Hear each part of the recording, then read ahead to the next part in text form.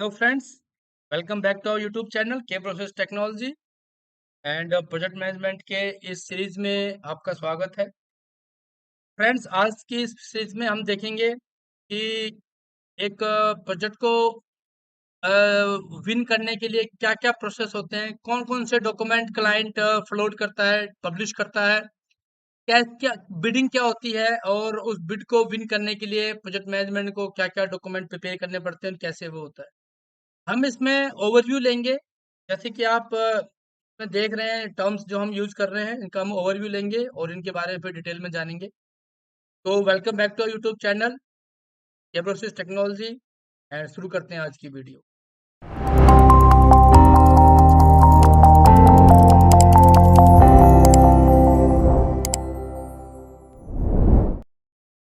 तो फ्रेंड्स, जैसे कि आप देख रहे होंगे मैंने यहाँ पर आज ये नया एक टॉपिक लिया है प्रोजेक्ट मैनेजमेंट का, that is very initial starting.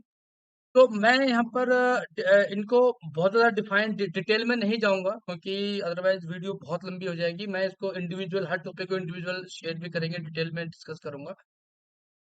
Project मिलने के 2 तरीके हो सकते हैं फ्रेंड्स। पहला तरीका हो सकता है एग्जिस्टिंग बिज़नेस। तो फ्रेंड, अगर आपने मेरी इससे पहले वाली वीडियो अगर आप देखेंगे, तो उसमें मैंने बताया था कैसे ये सेल्स इसमें सेल्स टीम जाके क्लाइंट को प्रपोज करती है नया सॉल्यूशन एग्जिस्टिंग क्लाइंट को, और हम कन्विंस करती है और एग्जिस्टिंग क्लाइंट को ही हम नया सॉल्यूशन प्रपोज कर देते हैं। उसमें क्या होता है, जैसे सपोज दैट हमारा एक क्लाइंट है, उनका हम एक ऑपरेशन मैनेज कर रहे हैं। इस ऑपरेशन मैनेज में उसकी कोई उसके वो एक टेक्नोलॉजी पे काम कर रहा है, एक टेक्नोलॉजी पे काम कर रहा है। हमने क्लाइंट को प्रपोज किया कि ये जो टेक्नोलॉजी है ये अपग्रेड हो गई है, आप इसको अपग्रेड कर लीजिए। अब अपग्रेडेशन के लिए हम क्लाइंट को कुछ सॉल्यूशन प्रपोज करेंगे, तो हम उसको कुछ सॉल्यूशन प्रपोज करेंगे, उसमें उसकी कॉस्टिंग होगी और उसमें उसकी टाइमलाइन होंगी, टाइमलाइन एंड बेनिफिट्स। इतनी चीजें, ये बहुत बहुत हाई लेवल चीजें हैं। तो जो हम डिस्कस कर रहे हैं यहाँ पर, तो इसमें क्या होगा, इसमें क्लाइंट को हम ये चीज जब प्रपोज करेंगे, जो एग्जिस्टिंग क्लाइंट हमारा, तो वो हमें एग्जिस्टिंग ऑपरेशन में से ही हमें नया बिजनेस मिल जाएगा। तो जिसका हम बोल सकते हैं existing project, existing operation, existing account, existing opportunity. तो इसमें क्या होता है, प्रोजेक्ट में हमें क्या हो गया, इसमें ये जो आरएफपी है या आरएफओ है या बिडिंग है या डीपीआर है, इसकी बहुत ज्यादा रिक्वायरमेंट नहीं होती है। क्यों रिक्वायरमेंट नहीं होती है? क्योंकि हमारा ऑलरेडी क्लाइंट के साथ ऑपरेशन चल रहा है और क्लाइंट को कोई नया रिक्वायरमेंट क्लाइंट ने मांगी नहीं है, और हमें क्लाइंट को कुछ नया सोल्यूशन देने की जरूरत भी नहीं है, क्योंकि क्लाइंट को ऑलरेडी हमें जानता है, उसका कोई नया सोल्यूशन नहीं है, ऑलरेडी वो यूज कर रहा है। तो इस इस केस में ये प्रोसेस काम नहीं आता। सिंपली हम क्लाइंट को रीच करते हैं, उसके सॉल्यूशन देते हैं। अ, उसमें एचएलडी एलएलडी बोल सकते हो, उसमें उसमें आपका एचएलडी एलएलडी बनेगा और उसमें हम कस्टमर को डिलीवर करेंगे और प्रोजेक्ट हैंडओवर हो जाएगा और ऑपरेशन।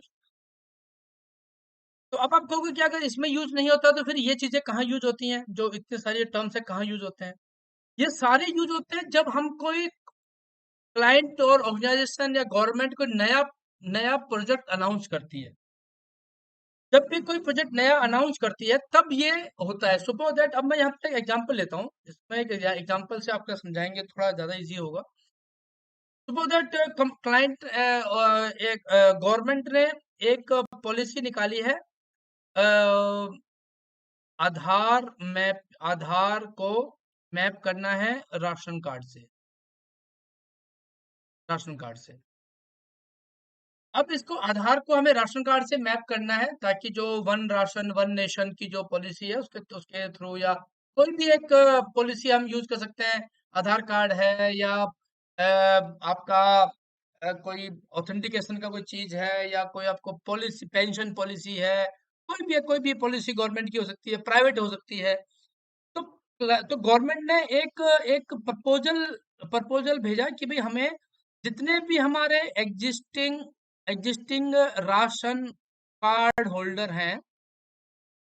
हैं उनकी इंफॉर्मेशन गैदर करो, एंड प्लस कितने आधार कार्ड होल्डर हैं उनकी इंफॉर्मेशन गैदर करो। देखो जो आधार कार्ड होल्डर हैं और राशन कार्ड होल्डर हैं उनमें कितने कॉमन है, कितनों का आधार कार्ड रजिस्टर्ड है, कितनों का नहीं है। ये सारी सारी इंफॉर्मेशन उनको हमें मैप करनी थी, ताकि जो भी मेरा बायोमेट्रिक इंफॉर्मेशन मेरे आधार के साथ है वही मेरे राशन कार्ड के साथ भी मैप हो जाए। तो ये एक मोटी मोटी रिक्वायरमेंट हम समझते हैं कि ये एक रिक्वायरमेंट थी। अब इसके लिए क्या होगी, अब जो जो डिपार्टमेंट होगा गवर्नमेंट का, उनको इसके लिए ऑब्वियसली गवर्नमेंट खुद तो नहीं कर सकती। गवर्नमेंट को उसके लिए एक कोई ऑर्गेनाइजेशन होंगी, थर्ड पार्टी प्राइवेट सेक्टर है, आईटी सेक्टर है जो इस काम को करेंगे। उनके लिए वो क्या करेगी, वो एक सबसे पहले एक डीपीआर बनाएगी।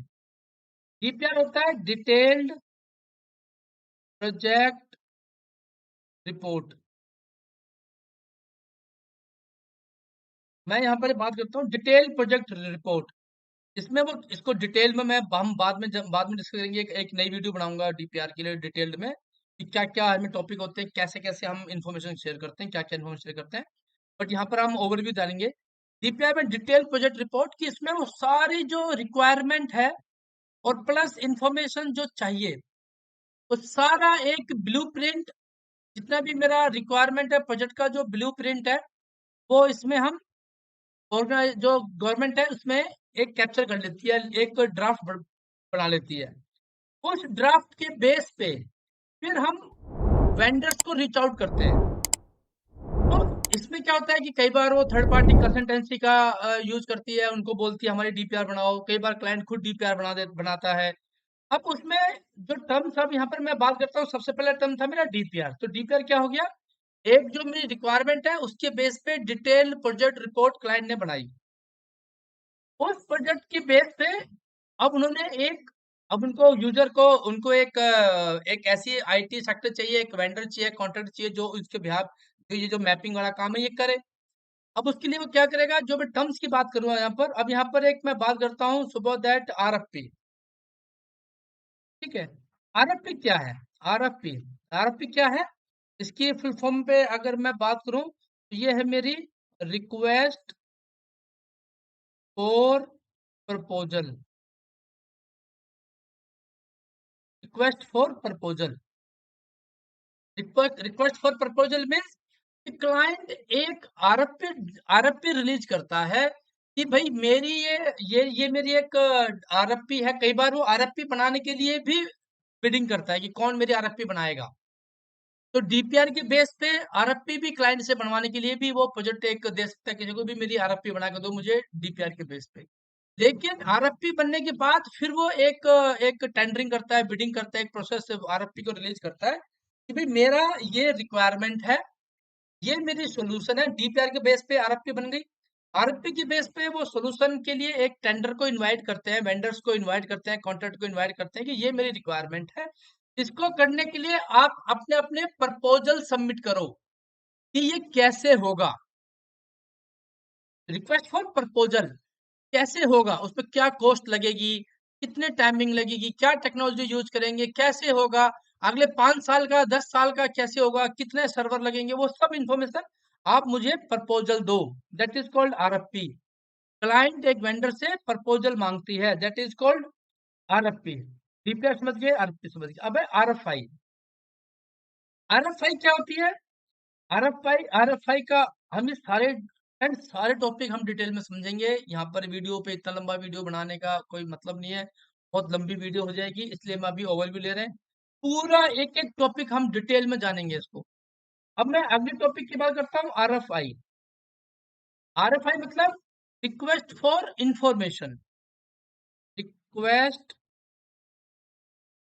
Request for information. ठीक है, अब रिक्वेस्ट फॉर इंफॉर्मेशन का मतलब क्या हुआ। अगर मैं रिक्वेस्ट फॉर जैसे मैं एक छोटा सा एग्जांपल लेता हूँ, रिक्वेस्ट फॉर इंफॉर्मेशन में कई बार क्लाइंट एक ऐसा डॉक्यूमेंट, ये एक ऐसे डॉक्यूमेंट होता है जिसमें क्लाइंट उस हार्डवेयर की या पर्टिकुलर सप्लायर से इंफॉर्मेशन मांगता है। तो यहाँ पर बेसिकली क्या होता है, जहाँ पर ये रिक्वेस्ट फॉर इंफॉर्मेशन वहां पर जहाँ कस्टमर को थोड़ी बहुत नॉलेज होती है, कस्टमर को यहाँ पर जो क्लाइंट है उसको नॉलेज है कि उसको क्या करवाना है, उसको पता है, उसके पास सॉल्यूशन है, कस्टमर के पास सॉल्यूशन है, उसको सिर्फ कुछ इंफॉर्मेशन चाहिए कि इसमें कैसे होगा, क्या होगा। वो जनरली उसको वेंडर भी पता है कि ये मेरा जो सॉल्यूशन है ये वेंडर कर सकता है, तो वो जनरली उसी वेंडर को रीच रीच करके उससे बाकी की इंफॉर्मेशन लेता है। जैसे कि भाई मेरे को एक ये डाटा सेंटर बनवाना है, मेरे 4 सर्वर मेरे को चाहिए। सर्वर मेरे डेल के होने चाहिए, एचपी के होने चाहिए, सन के होने चाहिए, ये होना चाहिए, इतनी मुझे हार्ड डिस्क चाहिए, इतनी मुझे रैम चाहिए, इतनी मुझे वीएम चाहिए। तो वो सारा उसको पता है कि मुझे क्या चाहिए। वो सिर्फ उसकी कॉस्टिंग, उसका डिलीवरी टाइम, उसका स्पेसिफिकेशन, वो सब एक इंफॉर्मेशन चाहता है बस। That is called RFI. RFI का मतलब ये नहीं होता है कि आपको प्रोजेक्ट मिल गया, नहीं। आरएफआई का मतलब जस्ट एक रिक्वेस्ट फॉर इंफॉर्मेशन। वो और अपने और जो जो उसकी नॉलेज है उसकी और इंफॉर्मेशन चाहता है। इसी तरीके से हो जाता है आरएफटी। आरएफटी क्या हो जाता है? आरएफटी का मतलब हो जाता है, आरएफटी रिक्वेस्ट फॉर टेंडर। ठीक है। तो आरएफटी जहां हम बात करते हैं, आरएफटी जनरली क्या होता है कि रिक्वेस्ट फॉर टेंडर होता है जब purchaser very clear defined criteria, जहां पर purchaser has very clearly defined criteria और स्पेसिफिकेशन कि भाई हमें क्या चाहिए, उसको क्लियरली पता है कि मुझे क्या चाहिए, और वो खाली वेंडर ढूंढता है। जैसे आरएफपी मोस्टली कौन रिलीज करता है? गवर्नमेंट के पब्लिक सर्विसेज। ठीक है। टेंडर में क्या हो गया कि भाई टेंडर में क्या हो गया, गवर्नमेंट रिलीज करता है, टेंडर रिलीज कर देगा कि भाई मेरे को इतने से इतने किलोमीटर की ये मेरी रोड है, इसको रिपेयर करना है। ये क्लियर पता है गवर्नमेंट को, क्लाइंट को जैसे पता है कि इतने से इतनी किलोमीटर की मेरी रोड है, इसको रिपेयर करना है। इसमें कुछ भी नया या कुछ भी ऐसी इन्फॉर्मेशन कुछ पता नहीं है। कुछ पता करने की रिक्वायरमेंट नहीं है, सब पता है कि कितना बड़ा रोड है, कितना मेटेरियल लगेगा, कितना टाइम लगेगा, वेंडर पता है, सब कुछ पता है। एक टेंडर निकाल देगी कि भैया मुझे ये टेंडर, हम वेंडर को इनवाइट करते हैं, ये मुझे रोड बनाना है। टेंडर आएगा, लोग अपने प्रपोजल सबमिट करेंगे, अपनी टेंडरिंग करेंगे, उसमें कॉस्टिंग के बेस पे और जो भी सोल्यूशन के बेस पे एक एक वेंडर फाइनल हो जाएगा और वो उसको रोड को रिपेयर कर देगा। तो ये टेंडर जनरली गवर्नमेंट निकालती है। छोटे बहुत बहुत टेंडर बहुत बड़े प्रोजेक्ट के लिए निकलते हैं, छोटे प्रोजेक्ट के लिए निकलते हैं जनरली। और उसकी उसके बाद में अगर मैं बात करता हूँ कि मैं इसमें एक और पॉइंट है मेरा, जो मेरा आरएफआई, हमने बात करी आरएफ टेंडर की बात की। अब मैं बात करता हूँ आरएफक्यू। आरएफक्यू क्या होता है? आर आरएफक्यू में वो क्या, अब क्या हो गया, जैसे आरएफक्यू, इसको बात करता हूँ तो ये इसका मतलब है रिक्वेस्ट फॉर कोटेशन। तो जैसे हमें नाम से पता लग रहा है कि जब कस्टमर के पास पूरी इंफॉर्मेशन होती है, कस्टमर के पास सारी स्पेसिफिकेशंस है हार्डवेयर की, टेक्निकल टेक्निकल टेक्निकल उसको नॉलेज है, टेक्निकल पूरी टेक्निकल डिटेल्स है उसके पास सॉल्यूशन है, उसके पास सॉल्यूशन भी है, बट उसके पास कॉस्टिंग नहीं है, उसके पास कॉस्टिंग नहीं है उसके पास। क्लाइंट को नहीं पता कि इस जो जो मेरा सॉल्यूशन है कॉस्ट कितनी लगेगी। तो हम जनरली बोल सकते हैं जो आरएफक्यू और आरएफआई है वो ऑलमोस्ट सेम सी चीज है, बट आरएफआई में हार्डवेयर की हम इंफॉर्मेशन मांगते हैं और आरएफक्यू में हार्डवेयर हमें पता है, स्पेसिफिक हमें पता है, उसकी कॉस्टिंग लेते हैं। तो उसमें जैसे एक सर्वर है या कोई राउटर है, कोई स्विचिंग है, कोई सोल्यूशन है, कोई घर बनाना है, कोई पाइपिंग है, कुछ भी हो सकता है। तो उसमें वो आरएफक्यू रिलीज करता है जिसमें मल्टीपल वेंडर जो उस सोल्यूशन को प्रोवाइड करते हैं, उस हार्डवेयर को प्रोवाइड करते हैं, वो अपने अपने प्राइसिंग सबमिट करते हैं। तो एक चीज के सपोज दैट किसी की 100 रुपया है, किसी का 150 है, किसी ने 90 रुपए किया, किसी ने 99 रुपीज की, किसी ने 98.5 किया। अब जो सबसे पहले जिसने 100 किया होगा, जिसने 150 किया होगा, 150 वाला तो आउट हो जाएगा। अब 90 वाले अब किसी ने 90 किया, अब यहाँ पर सुपर दैट मैं इसको मानता हूँ 98। इसने 100 रुपए किया कि 150 वाला तो बाहर हो गया, 100 वाला भी बाहर हो गया। अब फाइट होगी, अब 99 पे बाहर हो गया, फाइट होगी 98 और 98.5 वाले के बीच में, 99 वाले के बीच में फाइट हो सकती है। तो 98 और 98.5 जिसने कोस्टिंग दी है उस पे फाइट हो जाएगी। ये दोनों अपना प्रपोजल सबमिट करेंगे। अब इस प्रपोजल के बेस पे देखना पड़ेगा कि ये वेंडर कितना पुराना है, कितना रिलायबल है, कितना रजिस्टर है, सर्विसेज क्या है, इसका इसका टर्नओवर क्या है, ये सब चीजें बहुत सी पैरामीटर्स होती है, वो सब भी कैलकुलेशन होती है। उसके बेस पे एक नंबरिंग होती है, वो हम आगे बात करेंगे कैसे नंबरिंग के बेस पे वेंडर सिलेक्शन होता है। उसके बेस पे कोई भी एक वेंडर हमें बता देगा भी ये मेरी इतनी कॉस्टिंग आएगी, तो हम जनरली उतनी कॉस्टिंग लेके या तो हम वेंडर को दे देते हैं या हम खुद फिर आगे जाके हम खुद उसको परचेज करने की कोशिश करते हैं। तो फ्रेंड्स ये कुछ मेरा प्रोसेस, जो छोटे मोटे जो मेरे टर्म्स थे वो यूज जो होते हैं एक बिडिंग करने में, प्रपोजल बनाने में, तो वो मैंने यहाँ पर डिस्कस करने की कोशिश की है। आने वाले वीडियो में ईच एंड एवरी टॉपिक हम डिटेल में डिस्कस करेंगे। तो फाइनली जो मेरा बिडिंग वाला जो हमने जो इसका टॉपिक मैंने लिया है, एक टॉपिक यूज किया बिडिंग। तो बिडिंग का मतलब यही हुआ कि जब ऑर्गेनाइजर ऑर्गेनाइजेशन और क्लाइंट और कस्टमर को कोई ऐसी सर्विस जो उसको इम्प्लीमेंट करवानी है, कोई ऐसी पॉलिसी जो इम्प्लीमेंट करवानी है, वो एक इंफॉर्मेशन, एक टेंडर, एक रिक्वेस्ट फ्लोट करता है, पब्लिश करता है सब वेंडर्स के लिए, ओपन फॉर ऑल, जो उसकी रिक्वेस्ट को फुलफिल करने के लिए एक अपना प्रपोजल सबमिट करे, कॉस्टिंग सबमिट करे, कोटेशन दे, टाइमलाइन बताए, बेस्ट सॉल्यूशन दे, सर्विसेज दे, मार्केट में उसकी डिमांड हो और मार्केट में उसकी वैल्यू हो, टर्नओवर अच्छा हो, उन सब बेसिस पे वो क्लाइंट फिर वेंडर जो है वो बिड करते हैं, और बिड को जब वो विन कर जाते हैं तो फिर प्रोजेक्ट उनको मिल जाता है। तो इसमें कई आईटी आईटी सेक्टर बिडिंग करते हैं, कई नॉन आईटी सेक्टर, जैसे नॉन इंफ्रा सेक्टर है या इंफ्रा है, आईटी है, नॉन आईटी है, डिपेंड करता है प्रोजेक्ट किस बेस का है। तो ये सब चीजें, ये सब जो टर्म्स हैं ये यूज होते हैं एक प्रोजेक्ट को विन करने में, प्रोजेक्ट को प्रपोज करने में। तो आप अब अभी आप आई होप कि आपको थोड़ी बहुत विजिबिलिटी हो गई होगी कि अभी तक हम इम्प्लीमेंटेशन के तो दूर दूर तक इम्प्लीमेंटेशन के कोई इसमें लेना देना नहीं है। टेक्निकल इम्प्लीमेंटेशन अभी बहुत दूर है, ये इनिशियल फेज है। इसी में 6-6 महीने निकल जाते हैं। तो निकल जाते हैं, इसके बहुत से फेस होते हैं। आरएफपी, एक इन्फॉर्मेशन आई, उसके बाद आरएफपी लिखी गई, आरएफपी भेजी गई, उसके बाद बिडिंग हुई, उसके बाद प्री बिड क्यूरी आई, उसको प्री बिड क्यूरी में क्लाइंट अपना बताता है कि आपने ये इसमें ये सोल्यूशन नहीं रखा, आपने ये हार्डवेयर रखा, ये वेंडर स्पेसिफिक लग रही है आरएफपी, इसमें ये चीज भी डालो, आपने तो ये जो वर्ड लिखा है ये सिर्फ एक ही वेंडर को वेंडर फुलफिल कर सकता है, इस वर्ड को चेंज करो ताकि 2-3 वेंडर इस पे कंप्लाई कर पाए। बहुत सी चीजें होती है, बहुत सी मीटिंगें होती है, डिस्कशन होती है, मल्टीपल वेंडर मीटिंग होती है, तब जाके एक आरएफपी फाइनलाइज होती है, तब जाके एक आरआरएफपी फ्लोट होती है, तब जाके एक वेंडर सिलेक्शन होता है। उसके बाद जाके कहीं डॉक्यूमेंट, उसके बाद फिर डॉक्यूमेंटेशन बनते हैं, उसके बाद जाके फिर इम्प्लीमेंटेशन का काम स्टार्ट होता है। तो इसमें बहुत, project management is not a small thing, बहुत बड़ा काम है, बहुत से डॉक्यूमेंट, बहुत सा एफर्ट लगता है, और हम इन सारे एफर्ट्स को जानने की कोशिश करेंगे। मैं अपनी पूरी कोशिश करूंगा जो भी मेरी नॉलेज है, जो भी मेरा एक्सपीरियंस है उसको शेयर करूं। एंड फ्रेंड्स प्लीज मेरे यूट्यूब चैनल को सपोर्ट करें, वीडियो को लाइक करें, शेयर करें, मेरे चैनल को सब्सक्राइब करें, बेल आइकन दबाएं, और अगर कोई भी आपकी क्यूरी हो, सजेशन हो, that is most welcome for all of you. And so आज की वीडियो हम यही खत्म करते हैं। So friends, thanks for watching this video. Thank you. Take care.